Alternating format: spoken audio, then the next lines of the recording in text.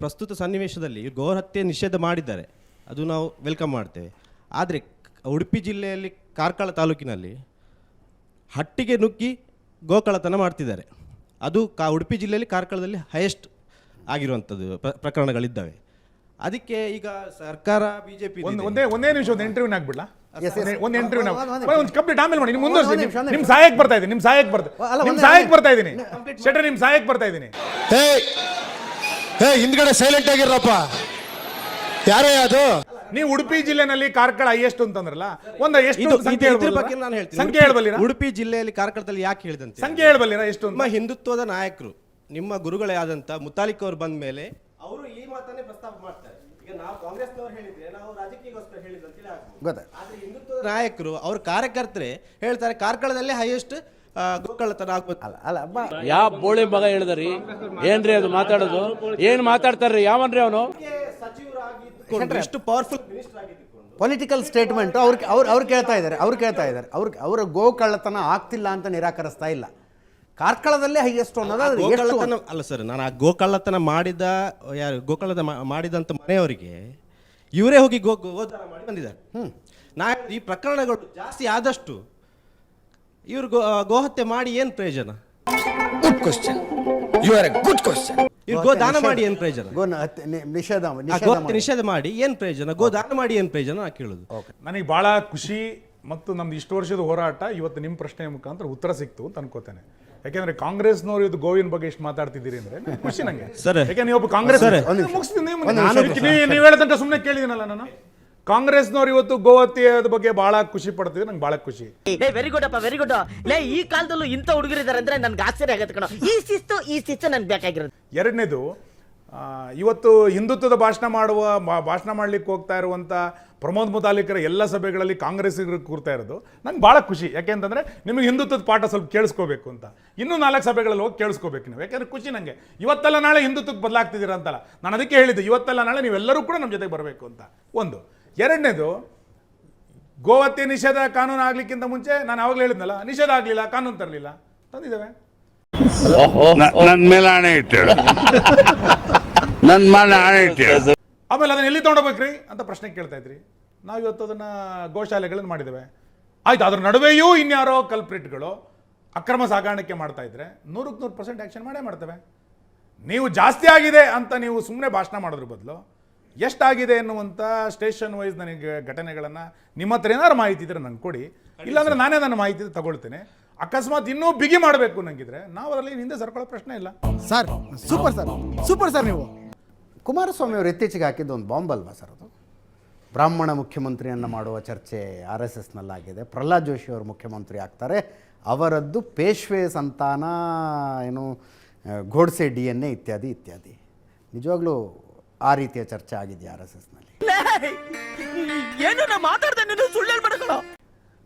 ಅಲ್ಲ, ನಾವು ಗೆದ್ದ ನಂತರ ಗೆಲ್ತೀವಿ ಅನ್ನೋದನ್ನು ಕುಮಾರಸ್ವಾಮಿ ಅವರು ಒಪ್ಕೊಂಡಾಯ್ತು. ಮೊದಲನೇದು, ಓಕೆ, ನಮ್ಮದೇ ಮುಖ್ಯಮಂತ್ರಿ ಬರ್ತಾರೆ ಅಂತ ಕುಮಾರಸ್ವಾಮಿ ಒಪ್ಕೊಂಡಿದ್ದಾರೆ. ಮತ್ತು ನಮ್ಮ ಪಾರ್ಟಿಯಲ್ಲಿ ಯಾರು ಮುಖ್ಯಮಂತ್ರಿ ಆಗಬೇಕು ಅನ್ನೋದ್ರ ಬಗ್ಗೆ ಅವ್ರು ಭಾಳ ಕಳಕಳಿಯನ್ನು ಇಟ್ಕೊಂಡಿರುವಂಥದ್ದು ಎಷ್ಟರ ಮಟ್ಟಿಗೆ ಸರಿ ಅಂತ ನಂಗೆ ಗೊತ್ತಿಲ್ಲ. ಮತ್ತು ಅವರು ಪೇಶ್ವೆ, ಬ್ರಾಹ್ಮಣ ಹಿಂಗೆಲ್ಲ ಮಾತಾಡೋದು ಅವ್ರ ಸಂಸ್ಕೃತಿ. ಅದು ಒಂದು ಜಾತಿಯನ್ನು ಇಟ್ಟುಕೊಂಡು ಮಾತಾಡುವಂಥದ್ದನ್ನು ಕಾಂಗ್ರೆಸ್ ಮತ್ತು JDS ಸದಾ ಕಾಲದಲ್ಲಿ ಮಾಡ್ತಾನೆ ಬಂದಿದೆ. ನಾಚಿಕೆ ಆಗೋದಿಲ್ಲ ಈ ಥರ ಮಾತಾಡೋದಕ್ಕೆ? ರಬೀಶ್. ಎರಡನೇದು, ಸಾವರ್ಕರ್ ಬಗ್ಗೆ ಮಾತಾಡಿದ ತಕ್ಷಣ ಅದನ್ನು ಜಾತಿಗೆ ಹಾಕ್ಕೊಡ್ತೀರಿ. ಗೋಖಲೆ ಬಗ್ಗೆ ಮಾತಾಡಿದ ತಕ್ಷಣ ಜಾತಿಗೆ ಹಾಕ್ಕೊಡ್ತೀರಿ. ಕನಕದಾಸರ ಬಗ್ಗೆ ಮಾತಾಡಿದ ತಕ್ಷಣ ಜಾತಿಗೆ ಹಾಕ್ಕೊಡ್ತೀರಿ. ಆ ಹೋರಾಟದ ಆ ಸಂದೇಶಗಳನ್ನು ನೆನ್ಪಿಟ್ಕೊಳ್ಳಿ. ಅಲ್ಲ ಸಾಕಲ್ಲ, ಉಳಿದಿನ ಯಾಕೆ ಮಾತಾಡ್ತೀರಿ ನೀವು? ಮತ್ತು ಜಾತಿ ಸಂಭೋಜಿತವಾಗಿ ಯಾಕೆ ಒಬ್ಬರನ್ನ ಟೀಕೆ ಮಾಡ್ತೀರಿ? ಹೆಂಗೆ ಏನು ಅಂತ ಗೊತ್ತಿಲ್ಲ ಕಳ್ಳ. ನಮ್ಮ ತಾಯಿ ಸತ್ತು ಹೋಗುವೆ, ನಾನು ಇನ್ನು ಚಿಕ್ಕ ಹುಡುಗ. ಈ ಸಂಸ್ಕೃತಿ ದೂರ ಆಗಬೇಕಲ್ಲ. 75 ವರ್ಷ ಆಯ್ತು ಸ್ವಾತಂತ್ರ್ಯ ಮುಗಿದು, ಇನ್ನೂ ಜಾತಿ ಆಧಾರಿತವಾಗಿ ಎಲ್ಲದನ್ನು ಮಾತಾಡ್ತಾ ಕೂತ್ಕೊಂಡ್ರೆ ಸರ್, ನೀವೇನೇ ಹಿಂದುತ್ವ ಅಂದರೂ BJPಗೆ ಇಷ್ಟು ದೊಡ್ಡ ಮಟ್ಟದ ಬಲ ಬಂದಿದ್ದು ಲಿಂಗಾಯತ ಓಟುಗಳಿಂದ ಇರ್ಬೋದು. ಆ ಲಿಂಗಾಯತ ವೋಟ್ ಬ್ಯಾಂಕ್ ಡಿಸ್ಟರ್ಬ್ ಆಗಿಲ್ಲ ಅಂತೀರಾ? ಆಗಲ್ಲ. ಯಡಿಯೂರಪ್ಪನವ್ರನ್ನ ಬರೀ ಒಂದು ನಿಮಿಷ, ಬರೀ ಒಂದು ಸಮುದಾಯದ ವೋಟ್ನಿಂದ ಯಾವ ರಾಜಕಾರಣಿಯೂ ಗೆಲ್ಲಿಕ್ಕಾಗಲ್ಲ. ಆಗೋದಿಲ್ಲ. ಆದರೆ ಆ ಸಮುದಾಯದವರು ಕೂಡ ನಮ್ಮನ್ನು ಓಟ್ ಕೊಟ್ಟು ಗೆಲ್ಸಿದ್ದಾರೆ. ಯಾವುದೋ ಒಂದು ಸಮುದಾಯ ಸ್ವಲ್ಪ ಜಾಸ್ತಿ ಓಟ್ ಹಾಕಿರ್ಬೋದು. ಹಾಗಂತೇಳಿ ಯಾವುದೋ ಒಂದೇ ಸಮುದಾಯದಿಂದ ಗೆದ್ದುಬಿಟ್ಟಿದ್ದೀವ, ನಾನು ಒಪ್ಕೊಳ್ಳೋಕೆ ತಯಾರಿಲ್ಲ. ಇದನ್ನು ನಮ್ಮ ದೇಶ ರೀ, ನಾವು ಕಟ್ಟಿರೋ ದೇಶ ಇದು. ಎಲ್ಲರೂ ಕೈ ಜೋಡಿಸಿದ್ರಿಂದ ಮತ್ತು ಒಂದು ಸಮುದಾಯದ ಕಾರಣಕ್ಕೆ ಗೆದ್ದುಬಿಡ್ತಾರೆ ಎನ್ನುವಂಥವ್ರು ಭ್ರಮೆಯಲ್ಲಿರ್ಬೇಕಷ್ಟೇ. ಎಲ್ಲ ಸಮುದಾಯದವರ ಕೊಡುಗೆ ಇದ್ದರೆ ಮಾತ್ರ ಒಬ್ಬ ರಾಜಕಾರಣಿ ಗೆಲ್ಲಲಿಕ್ಕೆ ಸಾಧ್ಯ ಇದೆ. ಕೆಲವೊಂದು ಕ್ಷೇತ್ರದಲ್ಲಿ ಒಂದು ಸಮುದಾಯ ಜಾಸ್ತಿ ಇರ್ಬೋದು, ಕೆಲವೊಂದು ಸಮುದಾಯ ನಾನು ಕಡಿಮೆ ಓಟ್ ಹಾಕಿರ್ಬೋದು, ಅದಕ್ಕೆ ಗೆದ್ದಿದ್ದಾವೆ. ಆದರೆ ಮುಂದಿನ ದಿನಗಳಲ್ಲಿ ಎಲ್ಲರನ್ನೂ ಒಟ್ಟಾಗಿ ತೆಗೆದುಕೊಂಡು ಹೋಗುವಂಥ ಮತ್ತು ಎಲ್ಲರಿಗೂ ಸಮಾನ ಅವಕಾಶ ಕೊಡುವಂಥ ಕಾರ್ಯವನ್ನು ಬಿಜೆಪಿ ಖಂಡಿತವಾಗಿ ಮಾಡುತ್ತೆ. ಇಂಥ ಜನ ಎಲ್ಲಿ ಸಿಗ್ತಾರೆ ನಿಮಗೆ? ಹೊಡಿರಿ ಚಪ್ಪಾಳೆ, ಹೊಡಿರಿ. ಇದು ನಮ್ಮ ದೇಶ ಅಂದ್ರೆ. ಯಡಿಯೂರಪ್ಪನವ್ರನ್ನ ಮುಖ್ಯಮಂತ್ರಿ ಸ್ಥಾನದಿಂದ ಕೆಳಗಿಳಿಸಿದ್ದು ಮತ್ತು ಪ್ಲಸ್ ಪಂಚಮಸಾಲಿ ಹೋರಾಟ ಎರಡನ್ನೂ ನೋಡ್ತಾ ಇದ್ರೆ ಲಿಂಗಾಯತ ಸಮುದಾಯ ಡಿಸ್ಟರ್ಬ್ ಆಗಿದೆ. ಮುಂಚೆ ನಿಂತಷ್ಟು ದೊಡ್ಡ ಮಟ್ಟದಲ್ಲಿ ಬಿಜೆಪಿಯ ಪರವಾಗಿ ನಿಲ್ಲುತ್ತಾ ಇಲ್ಲ. ಅಲ್ಲ, ಆ ಕಾರಣಕ್ಕೆ ಡಿಸ್ಟರ್ಬ್ ಅಂತಾದರೆ ಮತ್ತು ಬಸವರಾಜ ಬೊಮ್ಮಾಯಿಯವ್ರನ್ನ ಮುಖ್ಯಮಂತ್ರಿ ಮಾಡಿದ್ದೀವಿ. ಯಾಕೆ ಲಿಂಗಾಯತ ಸಮುದಾಯ ಬೇಜಾರು ಮಾಡ್ಕೊಳುತ್ತೆ? ಮತ್ತು ಲಿಂಗಾಯತ ಸಮುದಾಯದ ಸಾಕಷ್ಟು ಜನರಿಗೆ ಅವಕಾಶಗಳನ್ನು ನೂರಾರು ಕೊಟ್ಟಿದ್ದಾವೆ, ಯಾಕೆ ಅನ್ಕೊಳ್ತೀರಿ? ಏನಂತಂದರೆ ಕಾಂಗ್ರೆಸ್ ಇದನ್ನು ಮೆಲ್ಲಕ್ಕೆ ಗೂಬೆ ಕೂರಿಸುವಂಥ ಪ್ರಯತ್ನ. ಲಿಂಗಾಯತ ಓಟ್ ಡಿವೈಡ್ ಆಗಬೇಕು ಅನ್ನೋ ಕಾರಣಕ್ಕೆ ಸಿದ್ದರಾಮಯ್ಯ ಅವತ್ತು ವೀರಶೈವ ಧರ್ಮ ಮತ್ತು ಲಿಂಗಾಯತ ನೋಡಿದ್ರು. ಈಗ ಯಡಿಯೂರಪ್ಪನವ್ರು ಇಳಿಸಿದ್ರಿ ಅನ್ನೋ ಕಾರಣಕ್ಕೆ ಮತ್ತು ಅದನ್ನೇನೋ ಒಂದು ಹೊರಟಿದ್ದಾರೆ. ಸತ್ಯ ಹೇಳ್ರಿ, ಸುಳ್ಳು ಹೇಳಕ್ ಹೋಗ್ಬೇಡಿ. ಹಾಗೇನಿಲ್ಲ. ಮತ್ತು ಯಡಿಯೂರಪ್ಪನವರೇ ಸ್ವತಃ ಹೇಳಿದ್ದಾರೆ, ಯಡಿಯೂರಪ್ಪನವ್ರು 100 ಭಾಷಣಗಳಲ್ಲಿ ಸ್ವತಃ ಹೇಳಿದ್ದಾರೆ, ನಮ್ಮ ರಥಯಾತ್ರೆ ನೇತೃತ್ವನಿಗೆ ವಹಿಸ್ತಾ ಇದ್ದಾರೆ. ಯಾರನ್ನು ಬಿಟ್ಕೊಡೋ ಪ್ರಶ್ನೆ ಇಲ್ಲ, ಯಾವ ಸಮುದಾಯವನ್ನು ಕೂಡ ನಿರ್ಲಕ್ಷ್ಯ ಮಾಡುವಂಥ ಪ್ರಶ್ನೆ ಇಲ್ಲ. ಕೊನೆಗೆ 50 ಓಟ್ ಇರುವಂಥ ಸಮುದಾಯವೂ ಕೂಡ ನಮಗೆ ಪ್ರಮುಖನೇ. ಯಾವುದೋ ಒಂದು ಸಮುದಾಯ ಓಟ್ ಇಲ್ಲ ಅನ್ನೋ ಕಾರಣಕ್ಕೆ ಅದನ್ನು ಬಿಡೋದೇ ಇಲ್ಲ ನಾವು. ಆ ಸಮುದಾಯವೂ ನಮಗೆ ಪ್ರಮುಖನೇ. ಈ ಕಣ್ಣಲ್ಲಿ ಇನ್ನೂ ಏನೇನು ನೋಡಬೇಕು ಕಾಣ. ಇಲ್ಲಿ ಸಣ್ಣ ಸಣ್ಣ ಕೆಲಸಕ್ಕೂ ನೀವು ಮೋದಿ ಅವ್ರನ್ನ ಕರೆಸ್ತಾ ಇದ್ದೀರಿ. ಫಲಾನುಭವಿಗಳಿಗೆ ಹಕ್ಕುಪತ್ರ ಹಂಚೋದಕ್ಕೂ ಮೋದಿ ಬರ್ಬೇಕಾ ಅಂತ ಕಾಂಗ್ರೆಸ್ನವ್ರು ಕೇಳ್ತಾರೆ. ನೀವು ಯಾಕೆ ಸಲ ಮೋದಿ ಬರಬೇಕು? ಯಾಕೆ ಸಲ ಅಮಿತ್ ಶಾ ಬರಬೇಕು? ನೀವು ಮೋದಿ ಅವರನ್ನ ಖುಷಿ ಪಡಬೇಕು. ಇದರಲ್ಲೇ ಮೋದಿಯವರು ಮನ್ ಕಿ ಬಾತ್ನಲ್ಲಿ ಎಷ್ಟು ಸಣ್ಣ ವಿಷಯಗಳನ್ನು ಮಾತಾಡ್ತಾರೆ. ಓಕೆ, ಒಬ್ಬ ಪ್ರಧಾನಮಂತ್ರಿ ಸಣ್ಣ ವಿಷಯಗಳನ್ನು ತಿಳ್ಕೊಂಡು ಅದನ್ನು ಗ್ರಹಿಸಿ ಅದನ್ನು ಅರ್ಥ ಮಾಡಿಕೊಂಡು ಮನ್ ಕಿ ಬಾತ್ನಲ್ಲಿ ಅದು ಇಡೀ ಸಮಾಜಕ್ಕೆ ಗೊತ್ತಾಗಬೇಕು ಅಂತ ಮಾತಾಡ್ತಾರೆ ಅಂತಂದರೆ ಪ್ರಧಾನಮಂತ್ರಿಯ ವೈಶಿಷ್ಟ್ಯ ಅಲ್ಲೇನು? ನನ್ನನ್ನೇನು ಬೇರೆಯವ್ರ ತರ ಅಂತ ತಿಳ್ಕೊಂಡಿದ್ಯಾ? ಕೆಲಸ ಇಲ್ಲದೆ ಜಗಲಿ ಮೇಲೆ ಕುತ್ಕೊಂಡು ಅರಟೆ ಹೊಡಿ. ಅದಕ್ಕೆ ಒಬ್ಬ ಪ್ರಧಾನಮಂತ್ರಿ ನಮ್ಮೂರಿನ ಯಾವುದೋ ಒಬ್ಬ ಕಿತ್ಲೆಹಣ್ಣು ಮಾರೋನನ್ನು ಗಮನಿಸಿದ್ನ? ನಮ್ಮ ಪ್ರಧಾನಮಂತ್ರಿ ಒಬ್ಬ ಚಿತ್ರಗಾರನ ಯಾವ ಥರ ಗಮನಿಸಿದ್ನ? ಅಂಥ ಎಲ್ಲ ಸಣ್ಣ ಸಂಗತಿಗಳನ್ನು ಏನಾದ್ರು ಗುರುತಿಸಿದ್ರೆ ಅದು ನರೇಂದ್ರ ಮೋದಿ ನಾಯಕತ್ವ.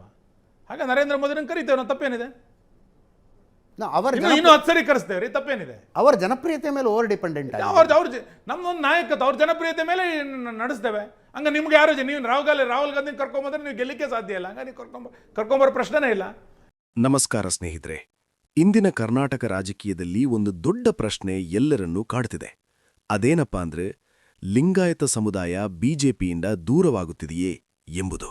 ಈ ಕುರಿತು ಏಷ್ಯಾನೆಟ್ ಸುವರ್ಣ ನ್ಯೂಸಿನ ವಿಶೇಷ ಸಂವಾದದಲ್ಲಿ ವಿ ಸುನಿಲ್ ಕುಮಾರ್ ಅವರು ಹಲವು ಸ್ಫೋಟಕ ಮಾಹಿತಿಗಳನ್ನು ಹಂಚಿಕೊಂಡಿದ್ದಾರೆ. ಮೊದಲನೇದಾಗಿ, ಉಡುಪಿ ಜಿಲ್ಲೆಯ ಕಾರ್ಕಳ ಭಾಗದಲ್ಲಿ ಗೋಹತ್ಯೆ ಪ್ರಕರಣಗಳು ಹೆಚ್ಚಾಗುತ್ತಿರುವ ಬಗ್ಗೆ ಕಾಂಗ್ರೆಸ್ ಕಾರ್ಯಕರ್ತರು ಪ್ರಶ್ನೆ ಎತ್ತಿದಾಗ ಬಿಜೆಪಿ ಸರ್ಕಾರವು ಗೋಹತ್ಯೆ ನಿಷೇಧ ಕಾಯಿದೆಯಲ್ಲೂ ಅತ್ಯಂತ ಕಠಿಣವಾಗಿ ಜಾರಿಗೆ ತಂದಿದೆ ಮತ್ತು ತಪ್ಪಿತಸ್ಥರ ವಿರುದ್ಧ ಯಾವುದೇ ಮುಲಾಜಿಲ್ಲದೆ ಕ್ರಮ ಕೈಗೊಳ್ಳಲಾಗುತ್ತಿದೆ ಎಂದು ಸುನಿಲ್ ಕುಮಾರ್ ತಿರುಗೇಟು ನೀಡಿದ್ದಾರೆ. ಇನ್ನು ರಾಜ್ಯ ರಾಜಕಾರಣದಲ್ಲಿ ಸಂಚಲನ ಮೂಡಿಸಿರುವ ಬ್ರಾಹ್ಮಣ ಮುಖ್ಯಮಂತ್ರಿ ವಿವಾದದ ಬಗ್ಗೆಯೂ ಇಲ್ಲಿ ಚರ್ಚೆ ನಡೆದಿದೆ. ಎಚ್.ಡಿ. ಕುಮಾರಸ್ವಾಮಿಯವರು ಪ್ರಲ್ಹಾದ್ ಜೋಶಿಯವರ ಹೆಸರನ್ನು ಎಳೆದು ತಂದಿರುವ ಬೆನ್ನಲ್ಲೇ ಬಿಜೆಪಿ ಎಂದಿಗೂ ಜಾತಿ ಆಧಾರಿತ ರಾಜಕೀಯ ಮಾಡುವುದಿಲ್ಲ, ಬದಲಾಗಿ ಅರ್ಹತೆ ಇರುವ ಪ್ರತಿಯೊಬ್ಬರಿಗೂ ಇಲ್ಲಿ ಅವಕಾಶವಿದೆ ಎಂದು ಬಿಜೆಪಿ ಪರವಾಗಿ ಸಮರ್ಥನೆ ನೀಡಲಾಗಿದೆ.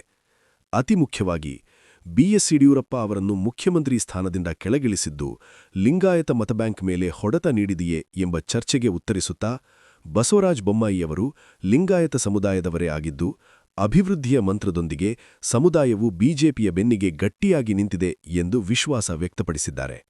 ಅಂತಿಮವಾಗಿ, ಪ್ರಧಾನಿ ನರೇಂದ್ರ ಮೋದಿಯವರ ಪದೇ ಪದೇ ರಾಜ್ಯ ಭೇಟಿಯನ್ನು ಕಾಂಗ್ರೆಸ್ ಟೀಕಿಸುತ್ತಿದ್ದರೂ ಮೋದಿಯವರ ಜನಪ್ರಿಯತೆ ಮತ್ತು ರಾಜ್ಯದ ಮೇಲಿನ ಅವರ ಕಾಳಜಿಯೇ ಚುನಾವಣೆಯಲ್ಲಿ ಬಿಜೆಪಿಗೆ ಶ್ರೀರಕ್ಷೆಯಾಗಲಿದೆ ಎಂಬುದು ಈ ಸಂವಾದದ ಸಾರಾಂಶವಾಗಿದೆ. ಈ ಎಲ್ಲಾ ಬೆಳವಣಿಗೆಗಳ ಬಗ್ಗೆ ನಿಮ್ಮ ವೈಯಕ್ತಿಕ ಅಭಿಪ್ರಾಯವೇನು? ಲಿಂಗಾಯತ ಸಮುದಾಯ ನಿಜವಾಗಿಯೂ ಬಿಜೆಪಿಯನ್ನು ಕೈಬಿಡಲಿದೆಯೇ ಅಥವಾ ಮತ್ತೊಮ್ಮೆ ಕೈಹಿಡಿಯಲಿದೆಯೇ? ನಿಮ್ಮ ಅನಿಸಿಕೆಯನ್ನು ಕಮೆಂಟ್ ಬಾಕ್ಸ್ನಲ್ಲಿ ತಪ್ಪದೇ ತಿಳಿಸಿ. ಈ ವಿಡಿಯೋ ಇಷ್ಟವಾದಲ್ಲಿ ಲೈಕ್ ಮಾಡಿ, ಶೇರ್ ಮಾಡಿ ಮತ್ತು ನಮ್ಮ ಚಾನಲ್ ಅನ್ನು ಸಬ್ಸ್ಕ್ರೈಬ್ ಮಾಡಲು ಮರೆಯಬೇಡಿ.